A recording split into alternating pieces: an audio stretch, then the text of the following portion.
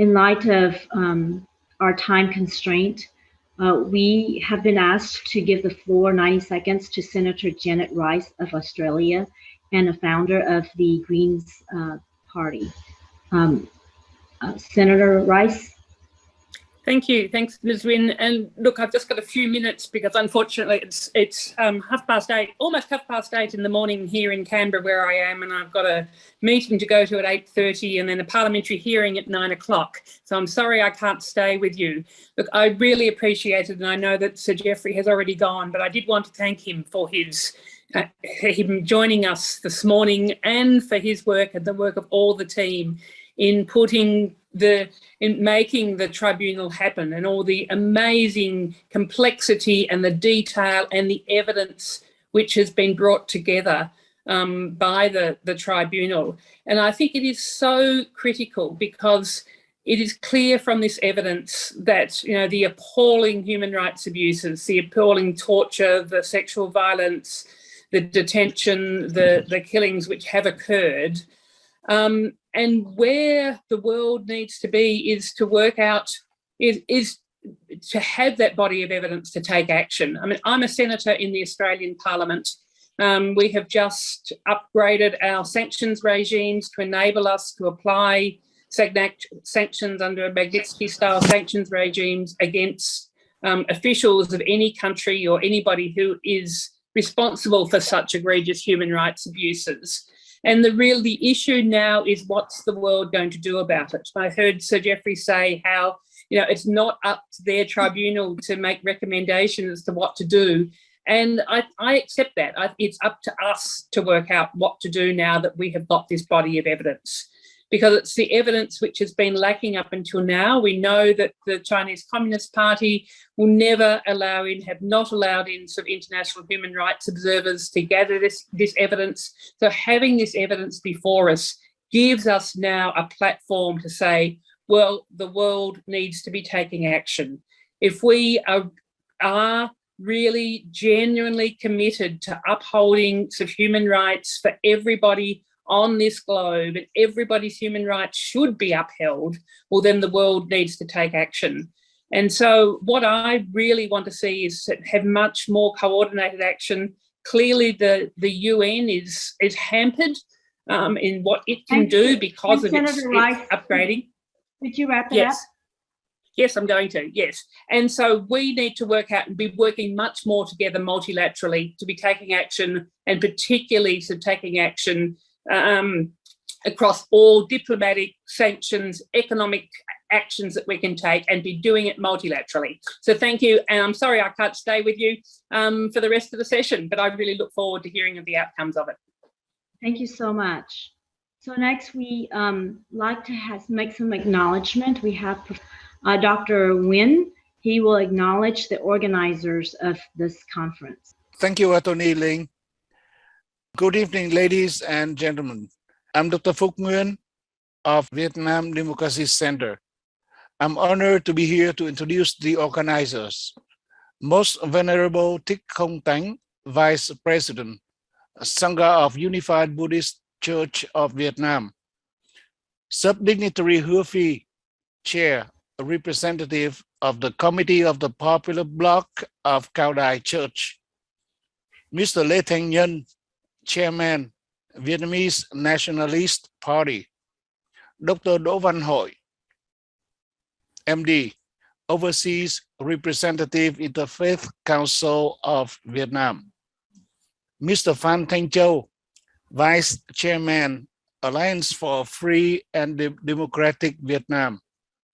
Mr. Trần Anh, President, Viet 2000 Foundation. Dr. Nguyễn Như Phúc, MD, Vice President, Vietnam Democracy Center. Nguyễn Linh, JD, Director, Office of International Relations of the United Buddhist Church of Vietnam. Dr. Nhất Thiên Nguyễn, PhD, President, Vietnam Democracy Center. Ms. Nguyễn Vân Nhã, Treasurer, Vietnam Democracy Center. Mr. Nguyễn Đình Tùng, Viet 2000 Foundation. Mr. Phạm Oanh, research scientist, executive council and founder, Asian Pacific Policy Roundtable of Minnesota. Hung Phan, MVD, advisor and former president of the Board of Executives, the Federation of Vietnamese American Communities of the USA. Dr. Trần Quốc Hưng, MD, coordinator, Alliance for Vietnam's Democracy, and Dr. Mai Thanh Chuyết, PhD, President, Vietnamese Environmental Protection Society. Thank you. Thank you, Dr. Nguyen. Next, we have Professor Hung Phan, who will acknowledge the organizations in attendance of the conference. We would like to thank the 64 organizations from across the world who are participating today. They come from Canada, China, France, Germany, Netherlands, Switzerland, India, the UK, and the US. Participation from NGOs are very important in this endeavor and often the driving force behind the action of government. Speaking of governments, we also would like to recognize the distinguished advisors, directors, and staff from 13 congressional and parliamentarian offices and 2 US senatorial offices. We look forward to working with you in the near future to push for an end to this genocide. Thank you very much. Thank you, Professor Phan. The second part of this conference is the roundtable of discussants. We are pleased to acknowledge there are over 30 discussants of the roundtable and 45 dignitaries in attendance from over 21 nations in 10 different time zones. We are grateful for your concern and interest in the ongoing genocide in Xinjiang. It's an honor to have your presence. Next, we introduce our moderator for the roundtable, Luc de Pulford, co-chair Interparliamentary Alliance in China, a member of the Foreign Affairs Defense and Trade Select Committee, co-founder Coalition of Genocide Response. Please welcome Luc. Hello, I hope this is working and you can all hear me. I am great. Okay, it's Luc de Pulford here, coordinator of the Interparliamentary Alliance from China. I'm very grateful to Lynn, David, and other organizers for the privilege of trying to moderate this panel. It's good to be among friends this evening, particularly so many members of the Interparliamentary Alliance on China from around the world. I'm going to take this opportunity, please, to extend a warm invitation to legislators present who are not yet members of IPAC. Please do consider joining.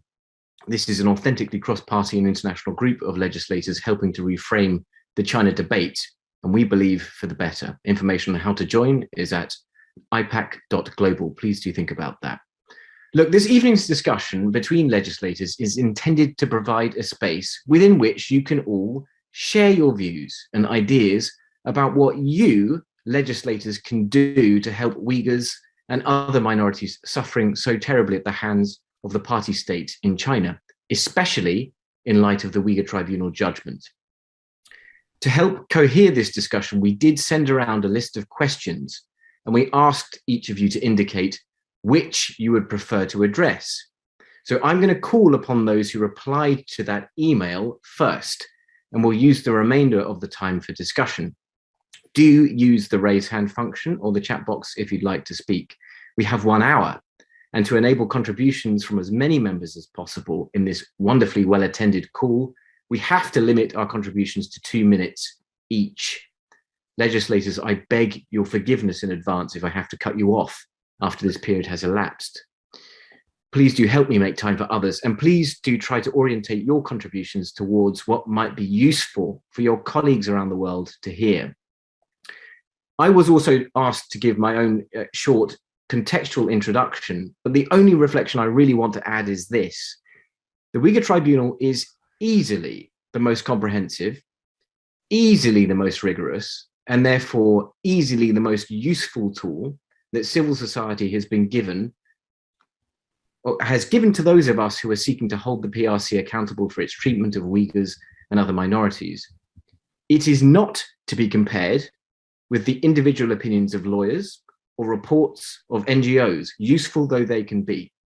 The Uyghur Tribunal received hundreds of thousands of pages of evidence, and as an independent body, as you've just heard, determined that genocide, crimes against humanity, and torture have all been committed by the PRC state beyond a reasonable doubt.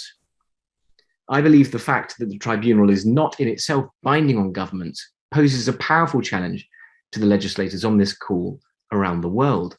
How will you ensure that the tribunal's judgment is not ignored by your respective governments?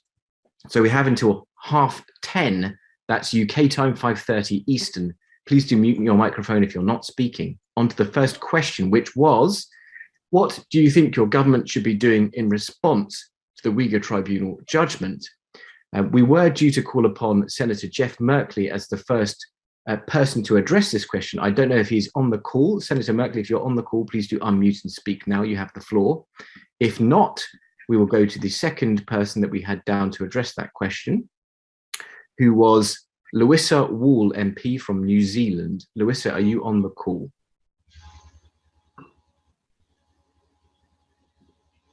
Do we have Louisa Wall MP on the call? Okay, we'll move on to the next discussant. That would be Simon O'Connor MP, also from New Zealand. Simon, are you on the call? I am, Luke, and hello to everyone. Thank you. I'll try to keep to 90 seconds, so cut me off, Luke. Hey, to everyone here, thank you, and a particular acknowledgement to Sir Geoffrey and all those involved with the tribunal. There's always a quote for me which stands out, granted from someone much earlier in life, who said, "You may choose to look the other way, but you can never again say that you did not know." And what the tribunal has done has clearly exposed the crimes occurring against the Uyghur people. For New Zealand, we've got a way to go to respond, from the small actions, if you will, to the larger ones, and I'll very quickly touch on that. The smaller ones is obviously New Zealand needs to be looking to those Uyghurs trying to flee the country, of how we assist them into countries like New Zealand through visa changes and so forth, direct conversations, as you might anticipate, with the CCP government. And to be fair, I'm an opposition MP, but our government is speaking to Chinese authorities. But as a parliamentarian, we have two major lacks in New Zealand. One is that we do not have a modern slavery bill, as many other countries do, which allow us to address, aspects of those crimes being perpetrated in the likes of the Xinjiang province and against the Uyghurs. New Zealand does not have that form of legislation. The second is that New Zealand still does not have Magnitsky-type legislation where we're actually able to hold account and sanction individuals. So there are two major aspects there. And I know myself and Louisa Wall, my colleague in the New Zealand Parliament, continue to work and push for changes there. So we've also been led by other countries. Australia's beating us. So to my Australian colleagues, thank you with this legislation, but all support from legislatures around the world to help New Zealand. Pressure for change is welcome. And on that, Luke, I'll say thank you. Thank you very much indeed, Simon. That was a wonderfully rich contribution. I can see we do have Senator Jeff Merkley. Senator Merkley, would you like to make a contribution? If you can hear me, do unmute. I don't know if you can hear me. Okay, I'm going to go to the next person I have on the list, which is Els van Hoof, MP from Belgium. Els, please do unmute and give your contribution. Thank you very much, Luke.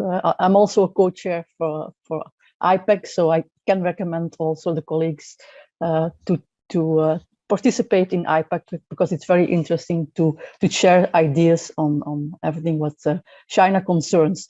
But I think the Uyghur Tribunal did very important work. It's vital. But also in Belgium, I also contributed to a resolution that was voted already in July 21.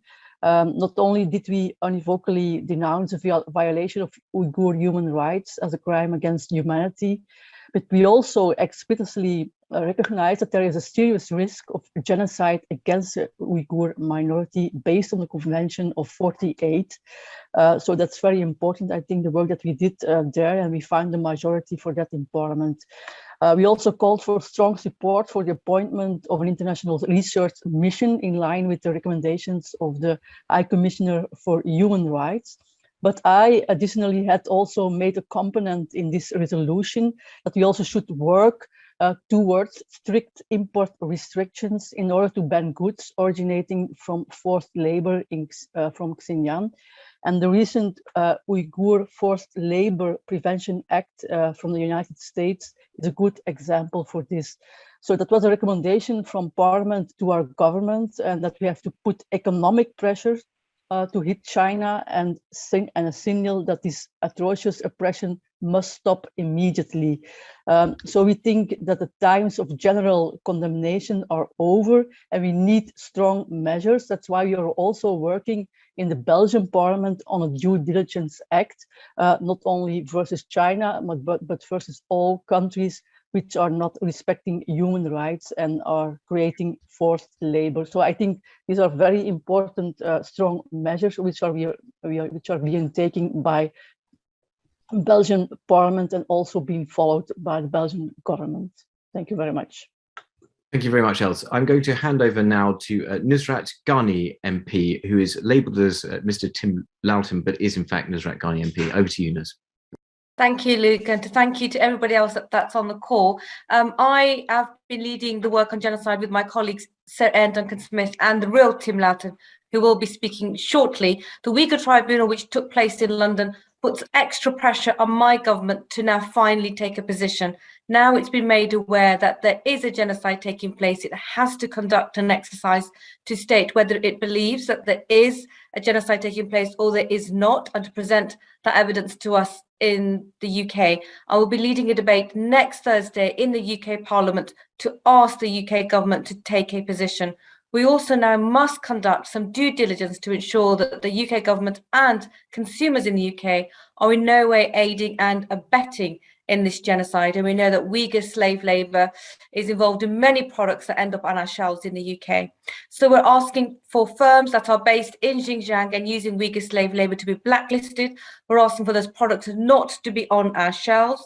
And we're also asking for those individuals, those Chinese officials that are involved in the incarceration, torture and the genocide of the Uyghur people are sanctioned as well. The Uyghur Tribunal provides not only a substantial evidence, but also quite a serious determination of genocide, which makes it impossible for governments, firms, and individuals to now continue to hold the position that they weren't aware what was going on or the evidence does not stack up.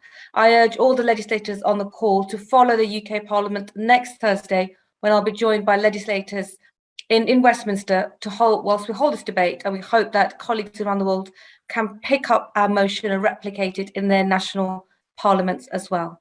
Thank you so much, Luke. Thank you very much indeed, Nuz. And just to remind to all the MPs, all the legislators on the call, we are discussing what MPs, what legislators around the world can do in response to the Uyghur Tribunal and sharing ideas about that. The next name I have on my list is Lord Bethell, who's a former health minister. Lord Bethell, can you hear me? If so, do unmute and make your contribution for a couple of minutes. Do we have Lord Bethell?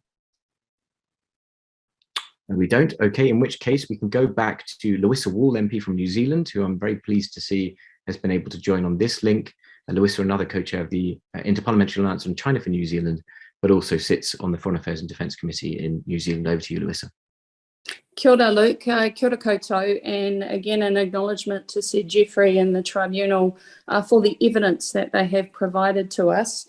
And I guess it is about the status of that evidence. Our government required judicial findings. I'm sure every other parliament is the same. So from my perspective, I think the UN High Commissioner report for human rights report that is due imminently is going to be incredibly helpful and obviously change the status for many of us in terms of the evidence we require to act. But just following on from my colleague Simon, I do want to highlight that we ratified ILO protocol to the Forced Labour Convention in December 2019. We have released in March last year an action plan for against forced labour, people trafficking and slavery. And we did convene in August 2021 a Modern Slavery Leadership Advisory Group, and they will formally advise the government on the best way of taking this issue and have highlighted possible legislation. So we are taking action, but I guess what I wanted to say is the issue that we all have is a credible source to provide evidence for our governments to move, which is why we should be doing as much as we can to support Michelle Bachelet in her role as the UN Human Rights Commissioner. Kia ora. Thank you very much, Louisa, for that. Senator Merkley, I think we have you on the line now. Can I call upon you to give us a couple of minutes of contribution? Thank you, Senator. Oh, absolutely. Can you hear me okay? We can. Yeah. Well, thank you so much to all the members of the Tribunal for your essential work to shed light on the atrocities being carried out in Xinjiang. And thank you for the invitation to join today's discussion regarding the plight of the Uyghur people who at the very moment, as we are here, are being forced to endure not only the violation of their rights as humans, but forced into slavery and acts of genocide affecting them as outlined by the international community. Here in the United States, our nation has sought to bring attention to what's occurring in Xinjiang. Two administrations of very different perspectives and different political parties have both officially declared that the actions being taken by the Chinese government against the Uyghur community is in fact genocide. And our government, the United States government, has declared a diplomatic boycott of next month's Olympic Winter Games over the human rights abuses of Xinjiang and elsewhere. And I might add that as the chair of the Congressional Executive Commission on China, which addresses human rights in China, I've been doing all I can to hold hearings to highlight these abuses and to call for every possible approach to magnify attention during this moment when the world will be looking to China with the start of the Games just a short time from now. Through the Global Magnitsky Human Rights Accountability Act, the Congress has given our president and our Secretary of State authority to use financial and visa entry sanctions to hold Chinese officials who are complicit in these egregious human rights abuses. We've also put export restrictions in place to stop US companies from helping to build high-tech surveillance system that's being used. And recently, President Biden signed into law the Uyghur Forced Labor Prevention Act. And I'm particularly connected to that because Senator Marco Rubio and I crafted that bill and fought for it to get passed. And we want a strong message that America's consumers and our marketplace are not going to be complicit in these abuses. Still, so much more needs to be done. With the large scope of forced labor in Xinjiang, we have to assume that whatever products come from there are being made through forced labor. We have in our bill a safe harbor if you can meet standards to prove otherwise. It's certainly my hope that those companies that are continuing to produce in that region will quickly work to move out of the region if they cannot utilize the safe harbor in the bill and send a powerful message that the companies themselves will not be complicit in these actions. And I hope governments across the globe will do similar actions to what we have just done here in America, because it simply is such a more powerful, effective strategy if multiple governments engage simultaneously in the similar effort.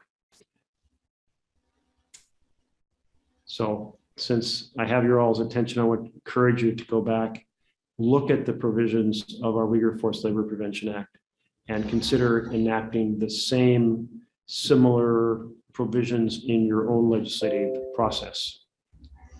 The greater the number of countries that take a stand against these tainted imports, the more effective we will be, the more attention China will pay. And the more unified we can be, the better our chances of costs and consequences for the beneficiaries of slave labor. It's hard for me to say that in the face of genocide and slave labor, our best recourse is economic tools. But that is what we have. And so let's apply them as effectively as we possibly can and have the Chinese government think twice about what they're doing. Because working together, we can strike at the heart of a major funding source for the genocide against the Uyghurs and prevent China from gaining a market advantage from the use of slave labor. And hopefully Beijing will start to rethink how their global brand is compromised and damaged. Their leadership is damaged, their soft power is damaged when they're engaging in horrendous violations of human rights because the world is paying attention. So thank you to all of the 100+ world organizations participating in this conference for being invested in this fight for human decency, this fight specifically against genocide being used against the Uyghur ethnic minority. Thank you for letting me share your conference time and share these comments. Thank you very much indeed, Senator Merkley, and for all of your work. I would like now to call upon Garnet Jenis MP from Canada. Garnet, could you please take the floor, another co-chair of the Interparliamentary Alliance of China? Over to you, Garnet. Well, thank you very much. It's great to be here with all of you, some people that I don't know as well, but many friends, both from the Canadian Parliament and from IPAC, from legislatures all over the world. Canada is a country where Parliament has led, but unfortunately, the government has not stepped up at the same level as our Parliament has. It was the Canadian Parliament that was the first Parliament in the world to unanimously pass a motion recognizing the Uyghur genocide, and as a result of an amendment from one of my colleagues on this call, Mr. Brunel Duceppe, also to call for a relocation of the Olympic Games. Canada's parliamentary response has been effective in part because we have a strong Canada-Uyghur Parliamentary Friendship Group that I co-chair along with Mr. Samir Zubari, who's also on the call, and there's a number of others here that are involved in that group. So I would encourage other parliamentarians to consider specifically a Uyghur Parliamentary Friendship Group that can work on these issues. Some of the initiatives we're working on in Canada that I hope we'll be able to move forward on in this Parliament are getting the government to recognize the Uyghur genocide, passing new tough supply chain slavery legislation, passing an organ harvesting and trafficking bill. We have an organ harvesting and trafficking bill that has already passed the Senate and is now in the House of Commons, and we're going to be working on getting that passed as soon as possible, making it a criminal offense for a person to go abroad and receive an organ without consent.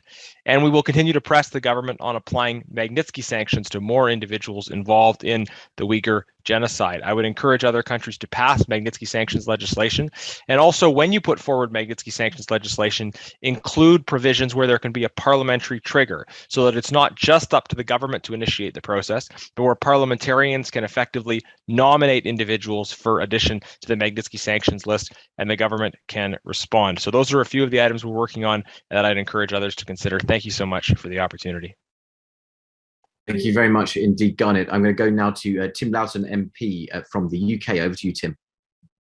Luke, thank you very much, and congratulations to Sir Geoffrey and everybody involved with the Tribunal. I think it's been a tremendously important piece of work. I just pick up really where Senator Merkley left off, in that the Uyghur Forced Labour Prevention Act, which is what this question addresses, I think is a really important piece of legislation coming from the States, and the States has really led the way on this. Absolutely, we're trying to pressurise our own government for having similar sort of measures in the UK. We're trying to replicate the Tibet and Xinjiang reciprocal access legislation, which again started in the US.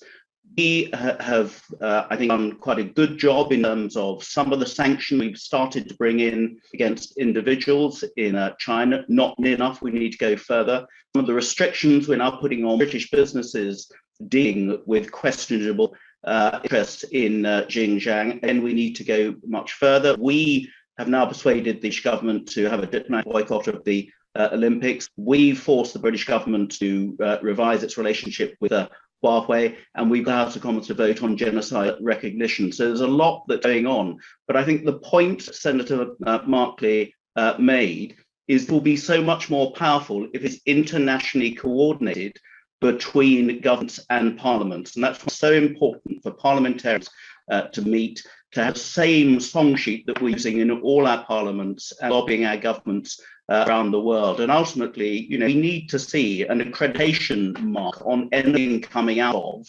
Xinjiang to show that it is legitimate. And if that could have an international recognition, that will go a long way showing that the world is at last standing up to China, calling out China, and there are implications and penalties if China continues to have a flagrant disregard of human rights and abuse its people in Xinjiang as it has been done so flagrantly. And the more we can coordinate our action on that, then the quicker it's going to have the desired effect on China. Thank you. Thank you very much indeed, Tim. We're going to move to the next question now, if we may, which was, what is preventing your government from responding to the Uyghur Tribunal judgment? And what do you think can be done to overcome it? What is preventing your government from responding to the judgment? So a difficult question, and we're going to go first, if we may, to Honourable Ahmed Munzur Sheikh Emam from South Africa. If you can unmute, please, and give your 2-minute contribution, that would be fantastic, if you can still hear me. Thank you very much for that, and allow me to congratulate the tribunal on their success. There are 2 points here. I think the first one is the question of what prevents my government. And remember, the South African government particularly is conflicted in that South Africa is indebted to China. That's the first problem. And remember, the entire African continent has a problem because you're indebted to China. That's the first thing. In fact, if you talk about human rights abuse, we have that in South Africa as well by the Chinese, and it's a matter that has been repeatedly highlighted. On particularly, we have a minimum wage in the country, and what the Chinese pay the local South Africans in the country is not even 25% of what they're supposed to pay, and very little or nothing happens to that. But more importantly, one of the things that prevent us from going further is the fact that the Chinese government funds political parties, particularly those that are in governance in certain countries. And so they have this leeway, and that's the first problem. But I think on the issue of what we can actually do is I think there needs to be mass mobilization, boycotting of products, sanctions against them, and creating awareness amongst political parties, legislators in our National Assembly as well. And I think that will go a long way in being able to, but I think it needs to be an international effort, organization of activists from throughout the world that must come together to be able to deal with this. But if we're going to expect countries, particularly in the African continent, to be able to do this in isolation, it will be very, very difficult. But I can assure you that from my side, particularly as a member of parliament, I will do everything and every effort will be put to ensure that I will highlight the awareness of the Uyghur community, the tribunal's judgment itself, and mobilize political parties and things and the communities and set up some structures in place so that we could, through the social media and other platforms, create awareness in the country. Thank you.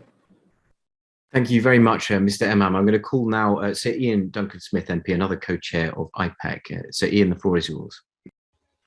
Thank you, Luke. I'm going to be brief. All I want to say is very simply the thing that stands in the way of this excellent report, essentially becoming the position for all the governments, that is to say that there is genocide taking place amongst the Uyghur in Xinjiang, is rank cowardice by governments, and I rank ours exactly the same as others. They're all compromised. All of them are busy buying goods from China. They don't really want to figure out where it's coming from. There's a lot of talk about it, but to be quite frank with you, it's far easier not to do so. I know that the imports to the UK from China have rocketed in the last year and a half. A lot of that is to do with the terrible virus that, of course, did come from China, and which China lied about for some time, thus enabling it to become a pandemic. So we have, all of us, tiptoed around this issue, and it's time we stop doing it. The reality is, number one, Luke said it earlier on, we formed IPAC so that the international community of parliamentarians could come together to put pressure on their governments to do something about it. Many of our governments, and I look around the list here, are in exactly the same boat. They're worried about upsetting China, and so they tiptoe around them, and we have to kind of kick them into it. So IPAC is really important. So if you're not members of IPAC, I do encourage you as parliamentarians to join so we can coordinate our pressure, and that pressure does work.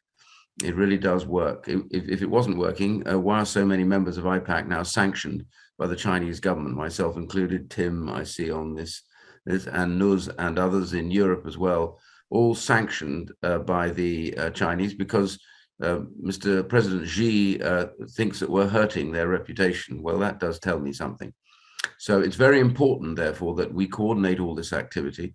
And the only way to get governments to do this is to find that actually other governments are doing it, and that puts pressure on them. And chasing supply chains and disrupting those supply chains, calling them out, using Magnitsky sanctions to hammer those officials that are involved in this is all part of the process. So let's all be part of IPAC. Let's drive this forward together. And let's make sure that governments that are compromised by their commitments in financial trade with China cannot escape the reality that they, by doing nothing, are recognizing genocide and going along with it, and we need to stop it. Thanks. Thank you very much, Sir Ian. I'm going to come now also to, again, actually, to Simon O'Connor MP, who had indicated his willingness to address this question from New Zealand, obviously a very proximate country and one very exposed economically. Simon, if you're willing to contribute on this, that would be great. Thank you. Yeah, thank you. Look, I think the fundamental problem, and Sir Ian and others have touched on it, is that New Zealand as a small country is worried about repercussions from China. I mean, let's be blunt, countries like New Zealand are highly dependent on a trade relationship with the likes of China. And so we have to navigate that quite carefully. So that really is the fundamental issue. Secondly, I think there is sometimes a lack of awareness in countries like New Zealand. It probably applies to other countries too. People are domestically quite focused on issues at home. And I know for myself, when I ever use social media, for example, to talk about what's happening, say in China, a lot of Kiwis are, well, why are you talking about that international experience and not what's happening domestically? So there's a challenge there, I'd suggest, for people like myself, Larissa and other New Zealand MPs and leaders to make sure Kiwis or New Zealanders understand what's happening. And we somewhat did that successfully around Hong Kong to say, hey, look, a democracy that might not be our own has been crushed, but this has implications for New Zealand. In other words, if we believe in democracy in New Zealand, we believe it in Hong Kong. If we believe in human rights in New Zealand, we should be standing up for human rights in China and other countries. So there's probably two elements there. One is just the awareness question and needing to build that, and that's where the likes of IPAC, for example, come into its own. But also, to be frank and honest, there is always that worry around trade, and no government, no parliament wants to be directly responsible for undermining that. So it is a little bit of a navigation point, but I think it's fair to say through you, Mr. Chair, Luke, that we still need to press forward. I just finished with this thought. If we're going to have free trade with countries such as China, then we must be free to share our views and viewpoints around the likes of democracy and to call out human rights abuses as loudly as we can. Thank you. Thank you, Simon. Going back to South Africa now with Mr. Genief Hendricks, MP. Genief, if you'd like to unmute and give your 90-second to 2-minute contribution. Thank you.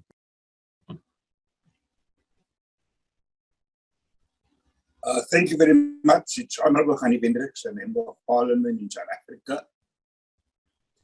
Our government has trade agreements with China, and I'm sure that it will not want to scuttle that for any reason. So they will be hesitant to speak out about the genocide and the slavery. I'm in Cape Town, and we have a 400-year history of slavery and quite a number of activist groups. Now that the tribunal has pronounced, we will activate those groups. We've already sent a parliamentary written question to the Minister of Trade and Industry to inform them of the decision of the tribunal, and we will take it from there. Thank you very much. Thank you very much, Ms. Hendricks. I think we also had a contribution here from Samir Zuberi's MP, also from Canada. Samir, the floor is yours. Thank you, Luke, and I want to thank Sir Gafrinis and his team for the very important finding. So much has been said, I won't repeat it, except to say that that at the end, as advocates and as parliamentarians, as civil society leaders, I feel strongly that we all share the same goal, which is to see what's happening to the Uyghur people unfolding right now to stop. And that's our call, our clear call. It's one that is a noble one, one that is just and in conformity with international law. And for us, I think we can all agree that if and when, we are not just asking if, we're expecting when this does stop, this genocide towards Uyghur people, we will have no beef whatsoever with China on this file, the government of the day, and the style of leadership that is there right now.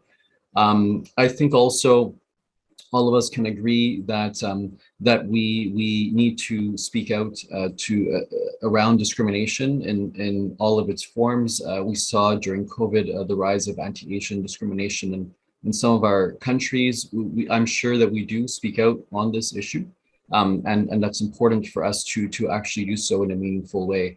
But I didn't want to take away anything from what's been said thus far. I obviously personally support all that has been said as a member of the governing party here in Canada. I work closely with Garnet and with Alexia Brunel-Duceppe, Garnet Jenis, who are across the aisle. Arnold Versen is here. We have a Senator Duchesne, who is also here from our Canadian Senate. Canada is well represented. We are working together across party lines on this very important human rights issue. I hope other legislatures do the same, and I'm sure that you are. Finally, I'll say that that it's critical that we continue as an international community to work together and support each other in seeing that this genocide is halted. I do believe that is possible. That is our goal. It's not simply an abstract concept. It's something that I do believe can happen and will happen with our continued advocacy. Thank you, Luke, for your leadership. Thank you very much, Shabir. I'm going to hand over now to Lynn to take the next question. Over to you, Lynn, to pose the question and to chair some questions.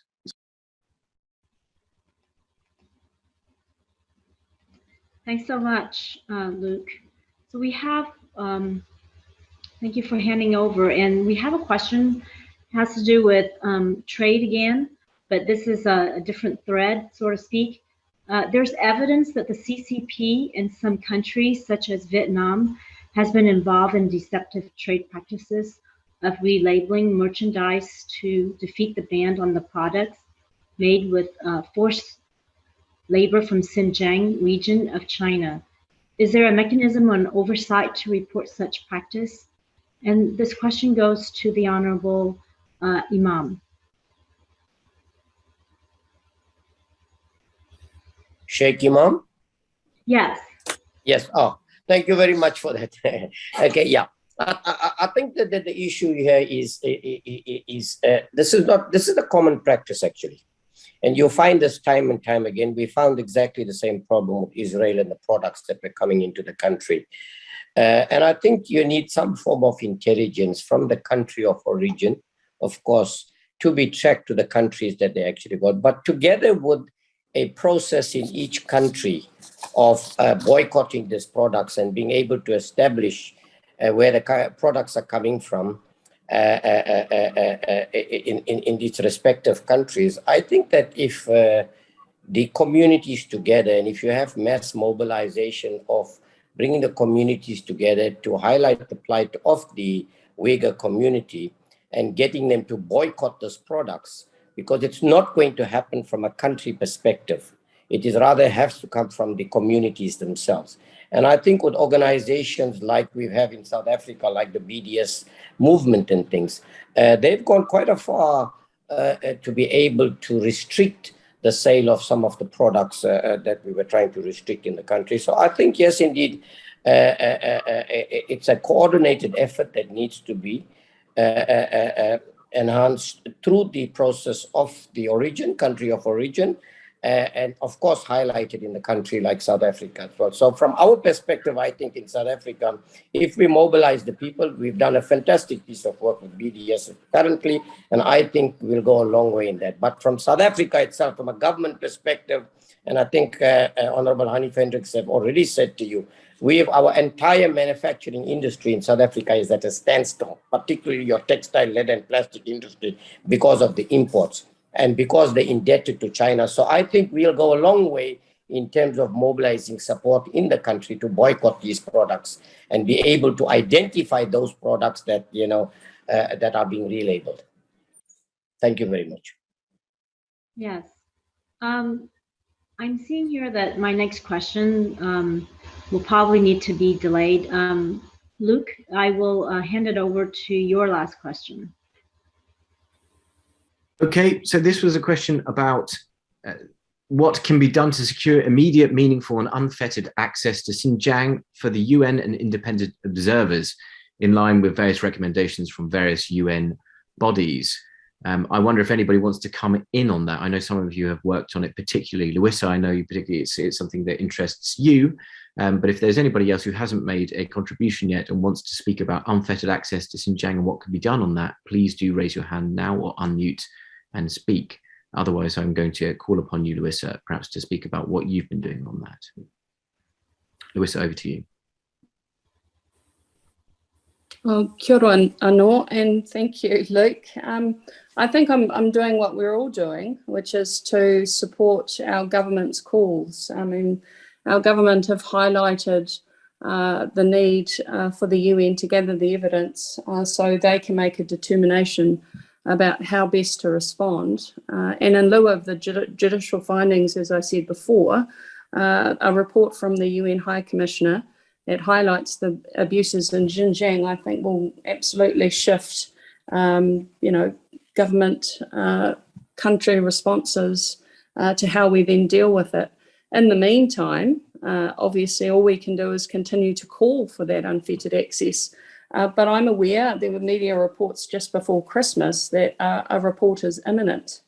And so maybe as a next step within this context, I don't know how easy it is to get Michelle Bachelet and whether or not she'd be willing to engage with us. But I do think after hearing Sir Geoffrey and obviously the evidence that the tribunal has being available is one thing, but that's why I asked if there had been any formal engagement between the tribunal and the UN Human Rights Commission, and actually formally giving that evidence rather than just having it available if they request it.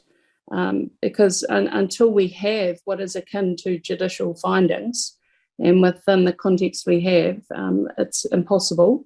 So in lieu of that, I think a report from the UN High Commissioner for Human Rights is really the only viable mechanism that will motivate and I think put a lot of pressure on governments to move to recognising what is actually happening there. So I will continue to have discussions with my Minister of Foreign Affairs, like most of us, but I'm also really clear that in lieu of those judicial findings, a UN report is, I think, the only viable way forward. Thank you very much, Louisa. And yes, there is an imminent report, which was encouraged. Actually, the publication was apparently brought forward after the Uyghur Tribunal. So one of the many achievements of the Uyghur Tribunal. I'm going to go now to Canada again, to Alexis Brunel-Doucet from the Bloc Québécois in Canada. Alexis, the floor is yours.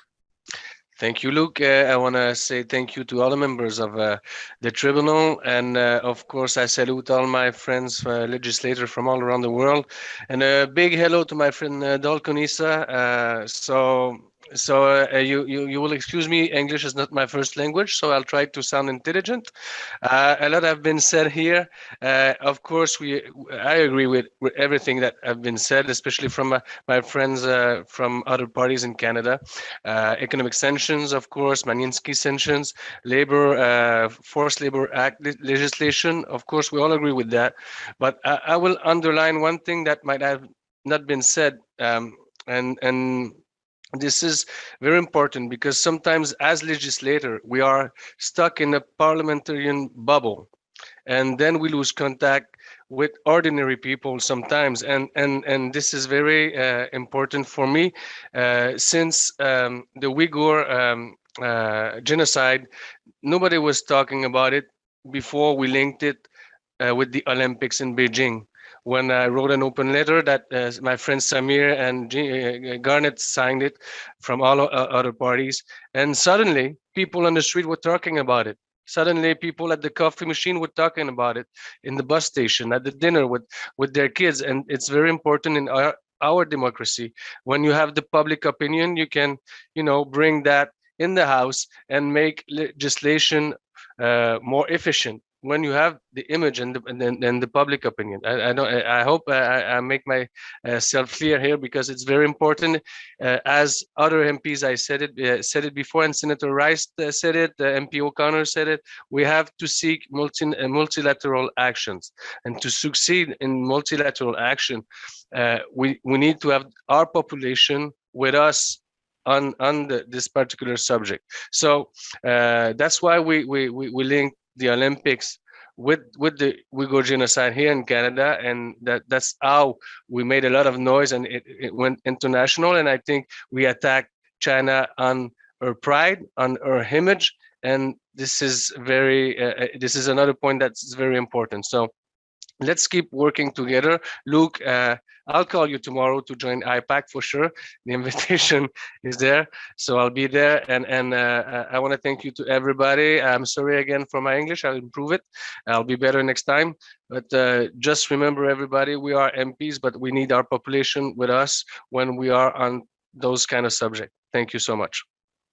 Thank you very much, Alexis. If I could just ask now, before we go to a quick summing up and then a contribution from Dr. Issa, the president of the World Uyghur Congress, I would like to ask any of the legislators on our very large panel here who have not spoken if they would like to make a brief contribution. Are there any legislators who have not spoken who would like to make a general contribution? Now is your opportunity to raise your hand.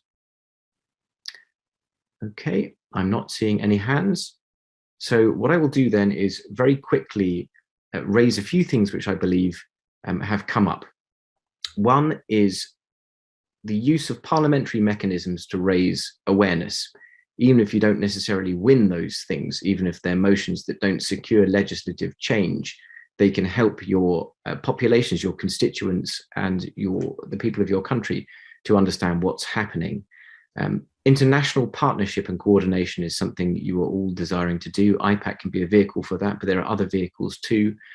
Certainly we should be encouraging our governments to do that as well. Magnitsky sanctions for those countries that don't yet have Magnitsky legislation. This might be something you can share expertise on. I hope that the organizers of this conference can perhaps send out to everybody else some of the initiatives that have been pursued by various legislators on this call. And finally, I might mention an initiative which has just been launched in the UK, which seeks to mandate the UK government to perform an assessment about a serious risk of genocide. You've heard serious risk being mentioned a few times on this call, and that really should be the trigger for state responsibility under the Genocide Convention. Very few states perform those assessments because of the serious legal obligations attached to them. So trying to find ways that you can mandate your governments to do those assessments would be very powerful, and that's something underway in the UK. So all of that said, that's enough from me. I'll hand over to you, Lynn, to introduce Dolkan Issa from the World Uyghur Congress. Thank you very much indeed, everybody. All right, thank you.